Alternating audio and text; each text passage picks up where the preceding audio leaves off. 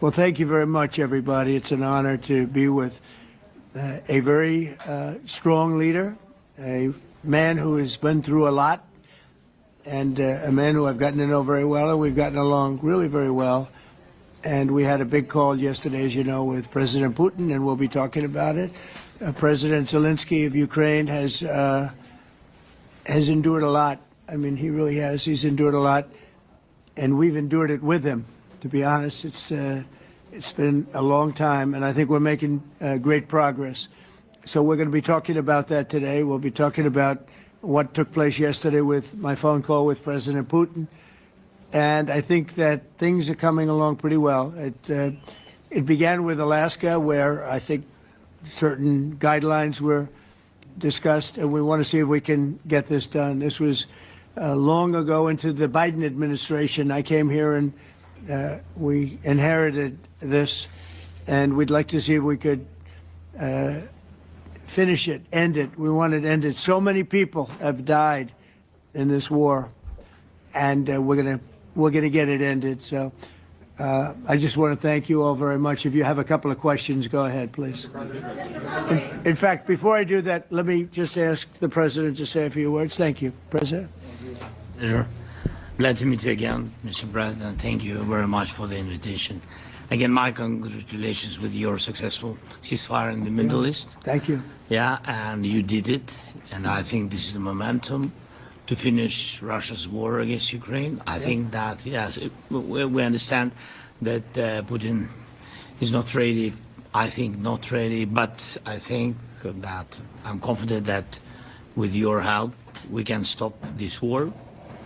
And we really need it. We see that they don't have successful steps on the battlefield, and it's good. I think that their army is weak now, but a lot of losses. They have a lot of losses and in economy and people, and I think this is a very important moment. And I wanted to thank you, Mr. President, after our phone calls.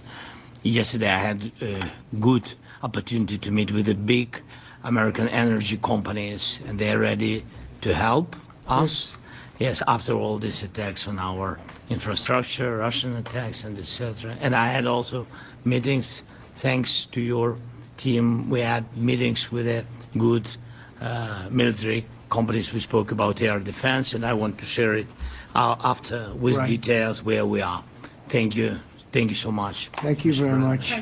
Mr. President. Very good. And I think it looks beautiful in his jacket. Yeah? It's beautiful. I hope people notice. It's a good, it's actually very stylish. I like it. President Trump. Yeah, please, go ahead. Under the Biden administration, the White House was fearing of a possible escalation. They were not allowing the Ukrainians to strike into Russia, fearing of this escalation. Yeah. Would your administration allow Ukrainians to strike deep into Russia? We're going to be talking about that. That's something we'll be talking about. You're right. It's an escalation, but we'll be talking about that. Mr. President. Will President Zelenskyy join you in Hungary to meet President Putin? Because it's a leader that we like. We like Viktor Orban. He likes him. I like him. It's a country that's a safe country. Done a very good job. He's been a very good leader in the sense of running his country. He doesn't have a lot of the problems that other countries have. And so we've decided that we'll be going to be with Viktor Orban, and he will, I think he'll be a very good host. President Trump. President Trump. President Trump. Right here. It's President Trump. Hungary, yeah. We're doing Hungary, yeah. With Putin, is it a trilateral meeting, or is it just you and Putin? To be determined, but I would say most likely it's going to be a double meeting. It'll be a double meeting, but we will have the President, Zelenskyy, in touch. There's a lot of bad blood with the two presidents, and I'm not speaking out of turn when I say it. It's a very difficult situation. You know, we just settled the war, and after thousands of years, I guess. People say anywhere from 500 to 3,000 years, and I was in rooms, as you saw, because you were with me, a lot of you were with me last week, with leaders that didn't like each other, but they were able to get along. These two leaders do not like each other, and we want to make it comfortable for everybody. So one way or the other, we'll be involved in threes, but it may be separated. President Trump, Mr. President, President Trump. Doesn't agree to peace in Hungary. Was he what? Where are you from? From Ukraine. He actually had a Okay, conversation good. with me Good, in yeah. May. What if President Putin doesn't agree to peace in Hungary? What do you do then?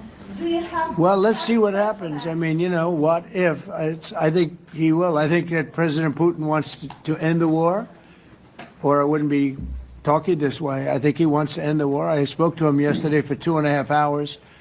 We went through a lot of details. He wants to get it ended.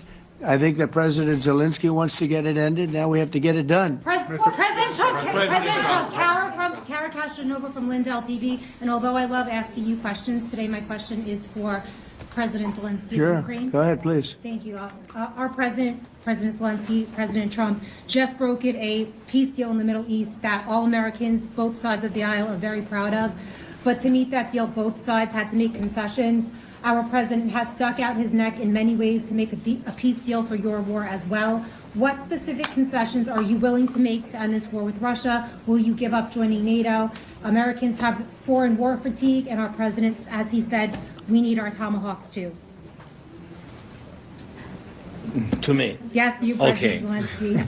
Thank you What very much. concessions will you That's some question. Right? So many Thank questions you. in one. Thank you very much for your question. First of all, I think we need to sit and speak. The second point, we need ceasefire. Even now, you see in the Middle East, it's very difficult to hold ceasefire. Everywhere, in every war, it's very difficult. We want peace. Putin doesn't want. That's why we need pressure on him. We will speak with President today what we need. We understand what we need to push Putin to negotiation table. And as I said previously, so we are ready to speak in any kind of format, bilateral, trilateral, doesn't matter. Matter just peace. This is important. And we don't speak about NATO or NATO. For Ukrainians, it's very important.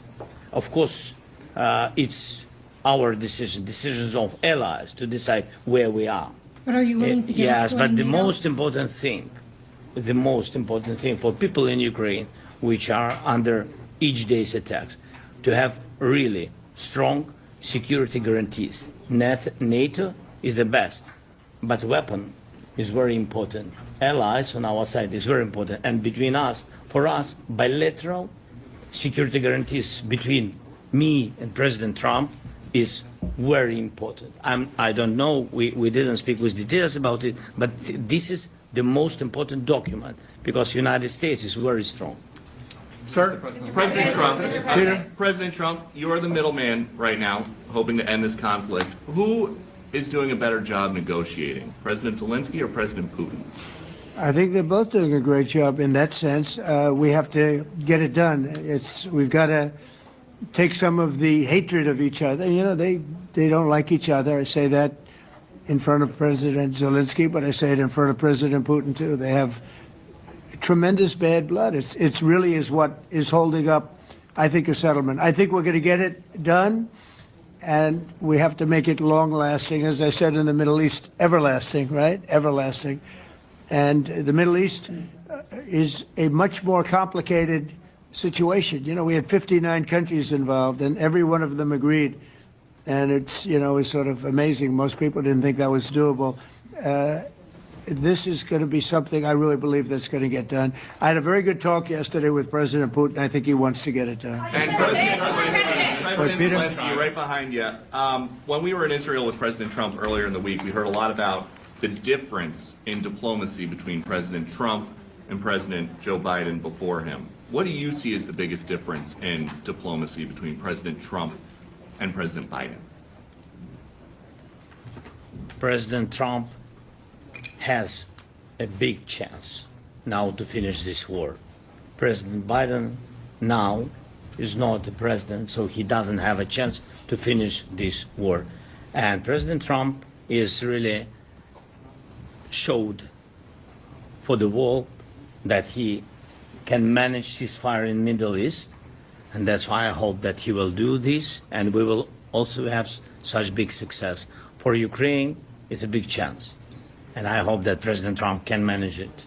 Are you ready? I would say the biggest difference is one is extremely competent and the other one is grossly incompetent. Mr. President. Mr. President. Sir, a few weeks ago in New York, when you two met, you said that you think Ukraine could ultimately take back all the territory that it's lost so far. Do you still think that's the case, or do you think there'll have to be some sort of You swap never of know. Look, territories? you know, war is very interesting. You never know, do you? You just never know. With war and peace, but you never know. Are you ready? President Trump, missile. Please. Russia calls Tomahawk supply to Ukraine as an escalation, yet it continues using similar cruise missiles like Caliber and Yeah. even... Who are you with? Who are you with? You Ukraine? Yeah. Good. But Russia continue even using the cruise missiles and also nuclear-capable ballistic missiles in Ukraine since 2022. So do you consider providing Ukraine with the Tomahawk or similar missiles as an opportunity to equalize the possibilities of Ukraine and Russia and push Moscow to the negotiation Yeah. table? Sure. We're going to be talking about that. That's why we're here. Okay? Fair question. Exactly as he told you to say it. But we're going to be talking about it.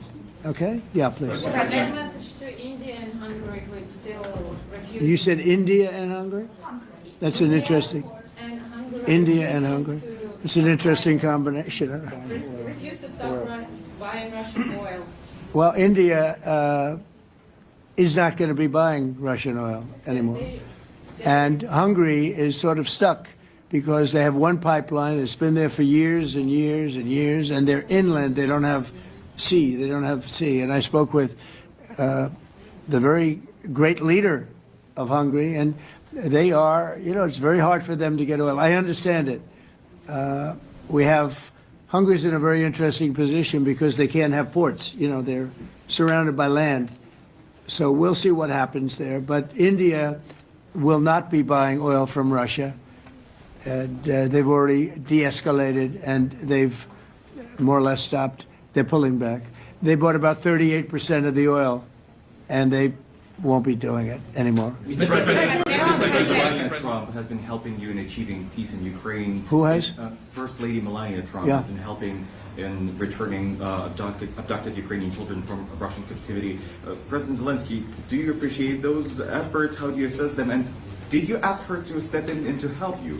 No, she wanted to do it. She's felt very strongly about the children, and she's done a really good job, I think, in bringing it to the fore. You know, we have a lot of children involved. Now, it's some people say it's 20,000 and some people say it's 300.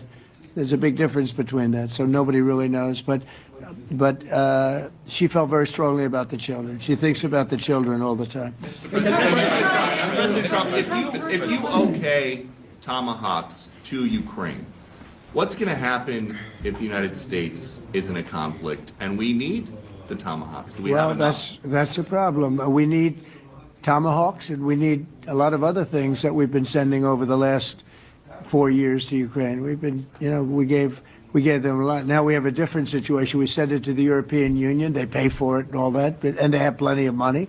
But it's beyond the money. You know, we need Tomahawks, or we need a lot of other weapons that we're sending to Ukraine. One of the reasons we want to get this war over is exactly that.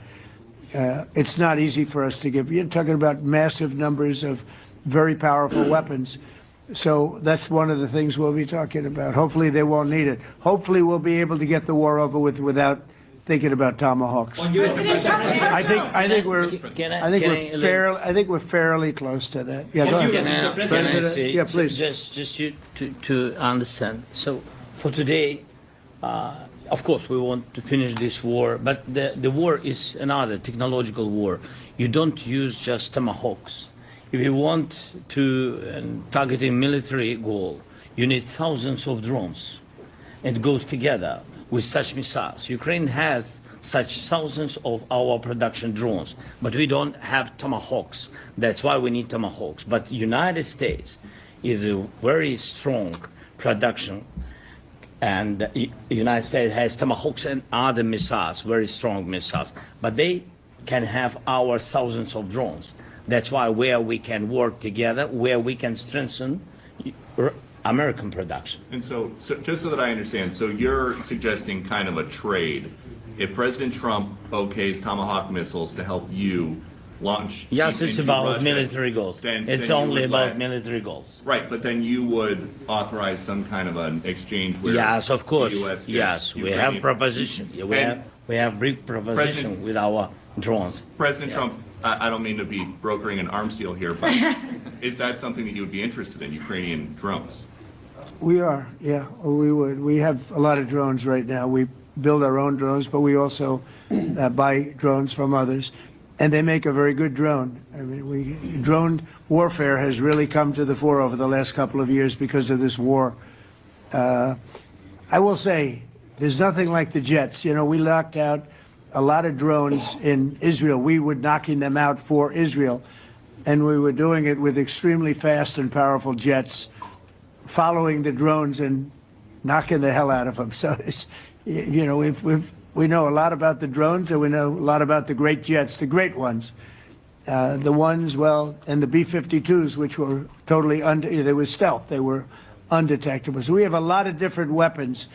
And, you know, I have an obligation also, though, to make sure that we're completely stocked up as a country, because you never know what's going to happen.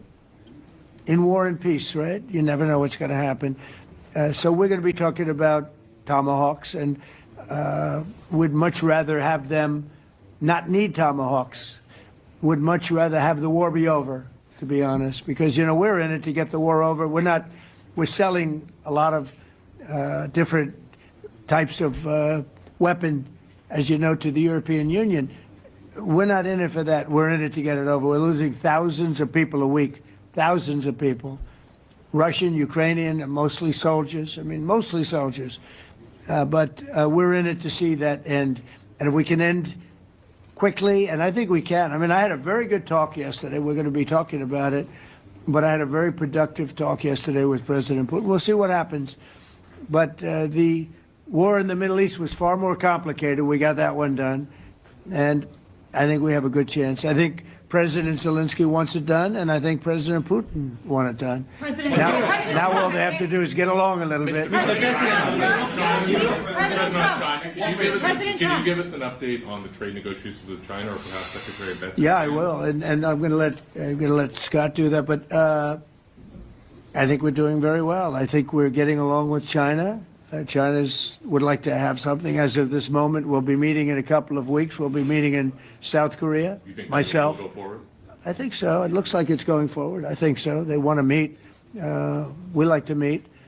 I have a very good relationship with President Xi, and we're going to see what happens. But, you know, for years we were taken advantage of by China very badly. We were losing hundreds of billions of dollars a year to China. We really built their military, if you think about it. The kind of money that presidents allowed to be lost to China was just insane.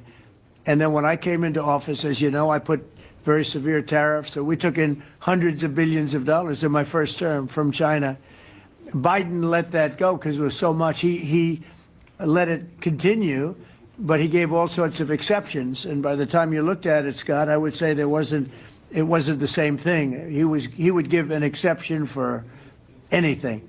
If you got up and went out to dinner, he'd give you an exception. So it wasn't the same thing. But I put on very serious tariffs. So we took in hundreds of billions of dollars. And then I left office. The election was rigged. I left office, and that was the story. Now I come back, and we are in a very strong position because of tariffs. We're in a very powerful position because of the fact that we have tariffs. If we didn't have tariffs, we would be in a very weak position. We would be in a weakened state. But with tariffs, we've made hundreds of billions of dollars, not only from China, but from others. And China wants to talk, and we like talking to China. So we have a very good relationship, and we're going to be meeting in South Korea a couple of weeks. And I just got back from a long trip. I'm going on another long trip. And Scott, you want to say a few words on that, please? Yes, sir. So the entire relationship stems from the great respect that the two leaders have for each other. China did a substantial, unprovoked escalation last week. We were unable to get in touch with them. Since then, it's been IMF World Bank Week. They have had working level people here who, there have been meetings. The vice premier, who is my counterpart, and I will be speaking this evening at around 8:30, 9 o'clock.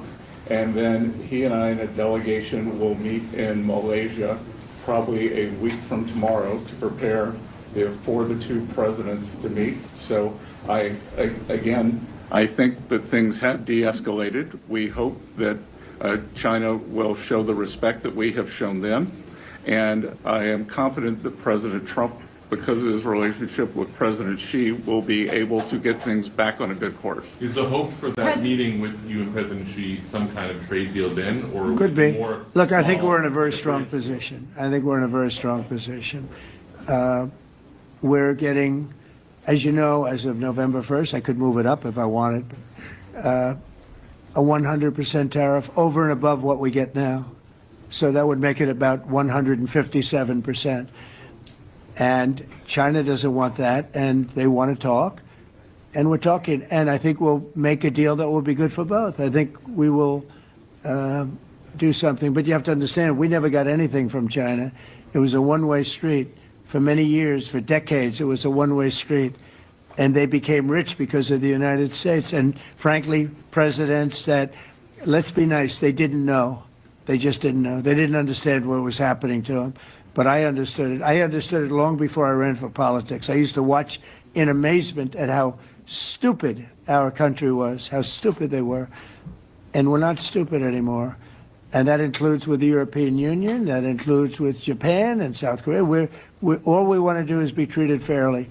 But the fairly is hundreds of billions and even trillions of dollars coming into the United States. And it's our national security is secure because of tariffs. If we didn't have tariffs, we would have no national security. So it's very important. Will you seek China's help in ending the war in Ukraine? Do you need them to put pressure on Russia? I'll be discussing that, but I'd love to see it ended before that. President I mean, I think we have a chance of ending the war quickly if flexibility is shown on behalf. And again, we're not losing people. The United States is not. We're not losing people. We're not spending money. We're getting paid for the, ammunition and missiles and everything else that we're sending to the European Union, but to NATO. But it's very similar. If you look at the countries, I mean, it's very similar. And we just made a very fair trade deal with the European Union. And what we wanted, and we made a very good deal with NATO too. They pay for all of this.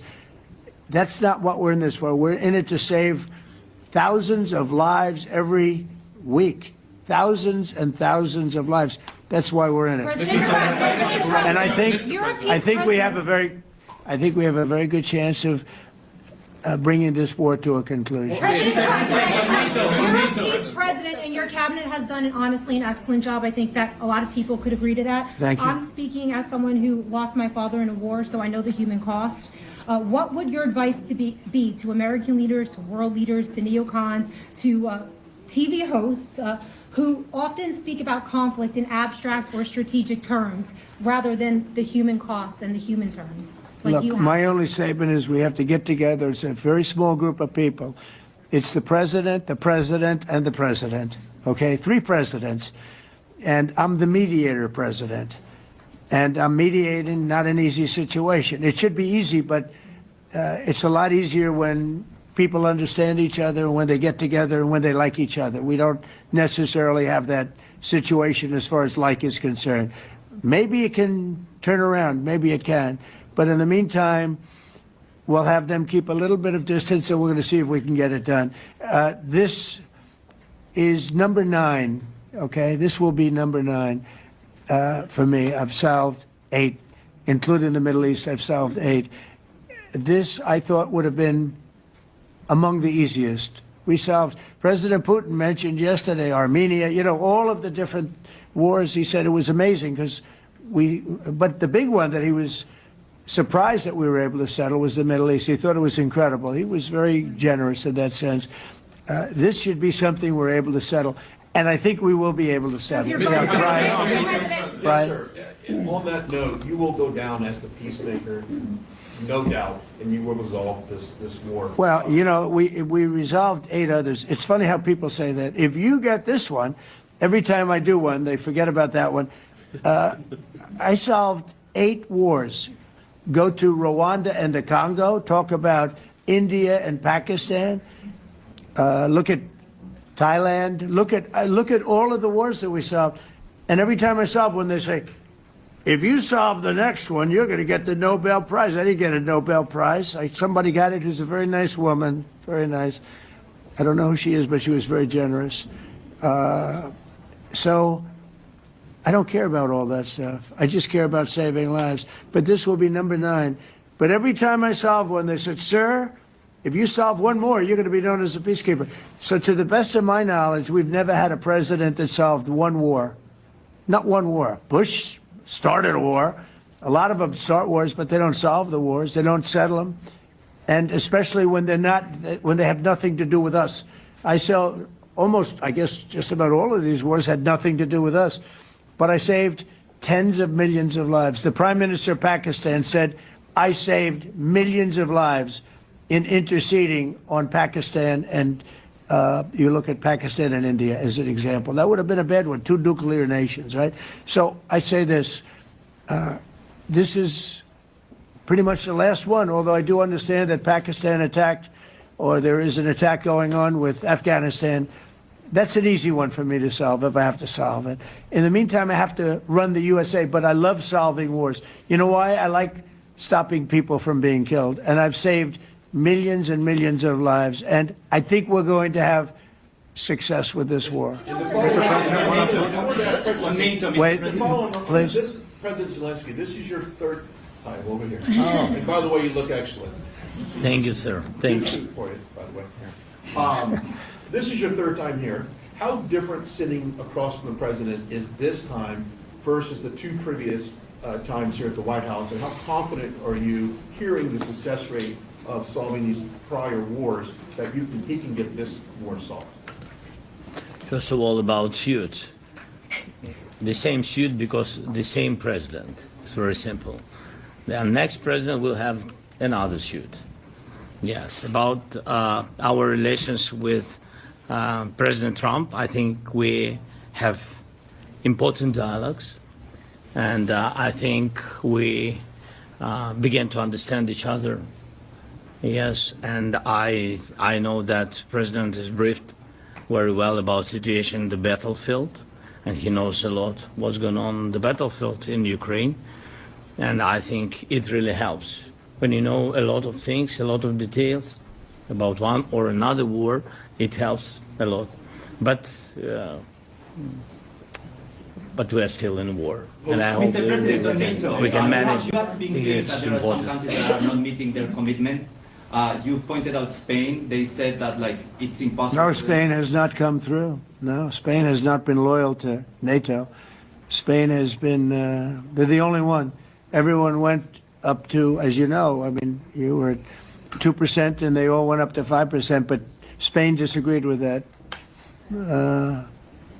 I think Spain should be reprimanded for that. I think it's very bad that they did that, but that's up to them. That's up to NATO and Spain. They cannot be expelled from NATO. Can they or not? They cannot, according to the treaty, but they also claim that they are protected by the European Union umbrella for trade. Well, the other people, many of the other countries are in the European Union too. They're not complaining, right? President, I can tell you that Putin is serious. That's of interest. Mr. They're President. protected. Yeah, please go ahead. Thank you, Mr. President. Do you think you can carry the momentum from the Middle East deal over to this deal? And if I do. So, how does that move the needle? Yeah, I do. I think we carry a lot of momentum, a lot of credibility. Getting Middle East done was very important. Nobody thought it could be done. That was one nobody thought could be done, and we got it done. And a lot of that was the big hit that we put on Iran with respect to the nuclear. They took that was an unbelievable military maneuver, the B-2s, and many other planes involved, by the way, but the B-2s. Yeah, I think nobody expected that to happen. And, you know, we had 59 countries involved, and these were countries very diverse. You had Arab, Muslim, Jewish, you had every country, Christian, you had every country, and many countries involved, and we got that done. And we got it done pretty swiftly after we after we set the table properly. We had to set the table properly. This should be one that we get done. And I think the table is set properly here now, too. And it'll be a great honor. It'll be a great honor to get it done. And the Ukrainian people are great, and the Russian people are great. And obviously they have much in common, as we understand. They have a lot in common. So it'll be a great honor to get it done. On Venezuela, there are survivors from your latest boat strike. What happens to those survivors? Well, I'll ask Marco to discuss that possibly.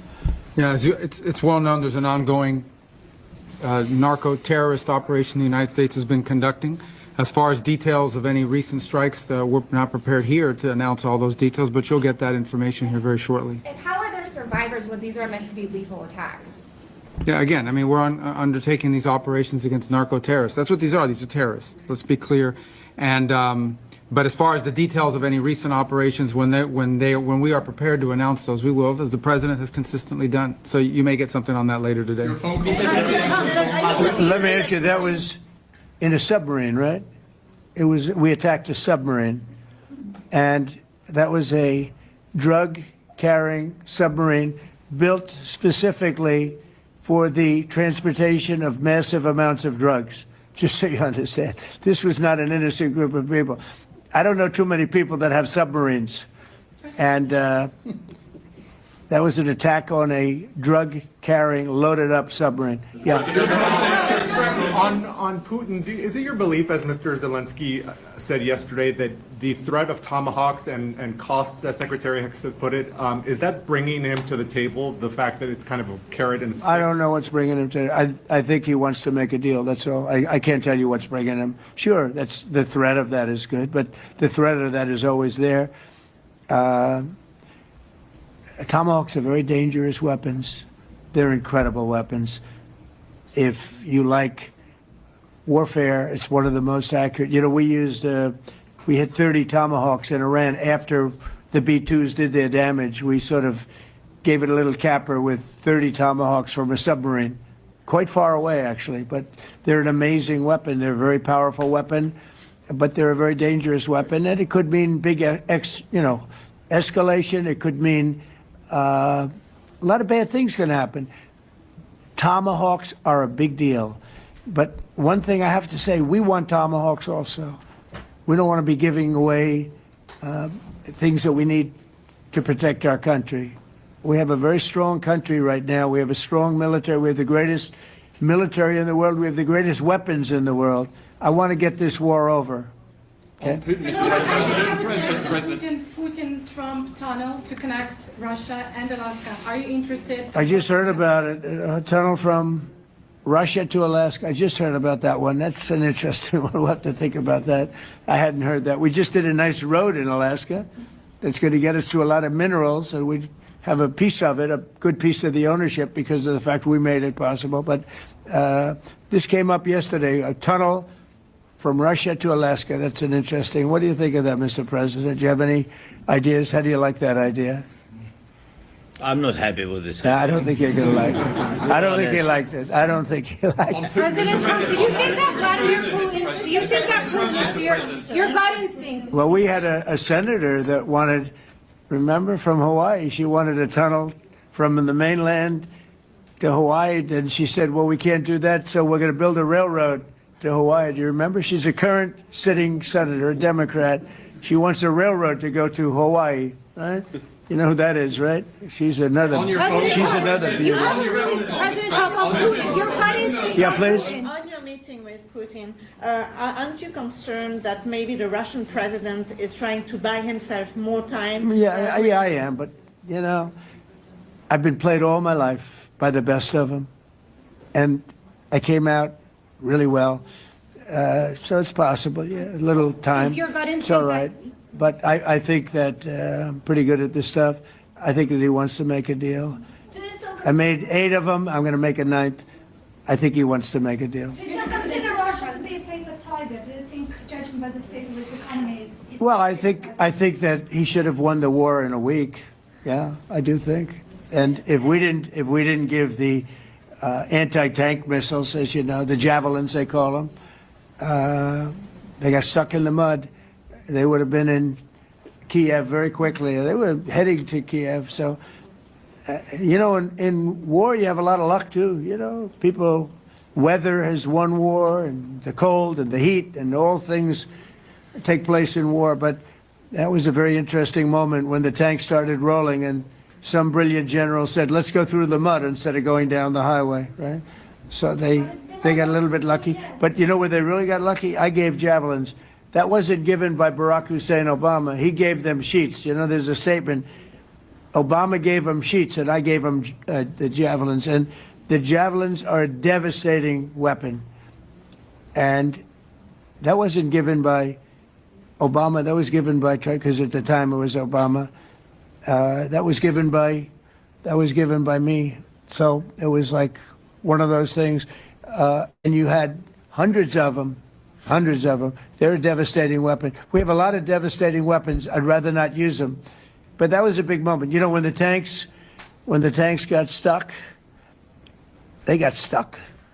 And call it luck or call it talent. I'm not sure what you'd call it, but it was a big moment in time. Do you think Democrats can give you credit? Do you think Democrats can give you credit when you finally end this war, like they did with the war in the Middle East? And I think right now the Democrats are really damaged, mentally damaged. They want to take 1.5 trillion with a T, $1 trillion, and give it to people that invaded our country. They came into our country illegally, from prisons, from mental institutions, gang members. They want to give them health care and take it away from our citizens. We're not going to do that. $1.5 trillion. They want to destroy. They want to destroy our health care system. We're not going to let that happen. Have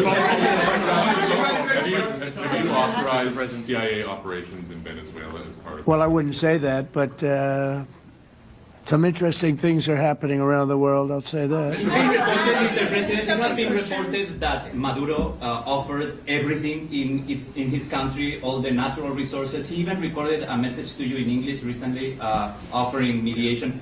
What should we do in order to stop that? He has offered everything. He's offered everything. You're right. You know why? Because he doesn't want to fuck around with the United States. Thank you, everybody. Thank you. Thank you, Thank you, everybody. Thank you, guys. Thanks, guys.